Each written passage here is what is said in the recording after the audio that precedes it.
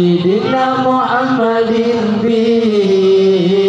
يسر لنا كل المنى يسر لنا كل المنى اللهم صل على سيدنا محمد به يسر لنا كل المنى يسر لنا كل المنى الله وجعلنا اللهم من أوليائك الفائزين وجعلنا اللهم من أوليائك الفائزين وجعلنا اللهم من علمائك العاملين وجعلنا اللهم من شهدائك الكاملين اللهم صل على سيدنا محمد به يسر لنا كل المنى يسر لنا كل المنى اللهم صل على سيدنا محمد يسر لنا كل المنى يسر لنا كل المنى الله وجعلنا اللهم من أوليائك الفائزين وجعلنا اللهم من أوليائك الفائزين وجعلنا اللهم من علمائك العاملين وجعلنا اللهم من شهدائك الكاملين اللهم صل على سيدنا محمد به يسر لنا كل المنى يسر لنا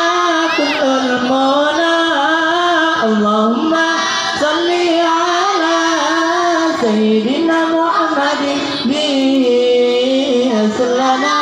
كل المنى يسر لنا كل المنى الله وجعلنا اللهم من أوليائك الفائزين وجعلنا اللهم من أوليائك الفائزين وجعلنا اللهم من علمائك العاملين وجعلنا اللهم من شهدائك الكاملين اللهم صل على سيدنا محمد به يسر لنا كل المنى يسر لنا كل المنى اللهم صل على سيدنا محمد به يسر لنا كل المنى يسر لنا كل المنى وتابل المولى يوم كندوري الله كفاولنا نبي محمد رسول الأنبياء الله urung dikiraya dengan umat Allah tanya selawat tersambut bulan mulia Allah tanya selawat tersambut bulan mulia Allah wate bulan maulad tanya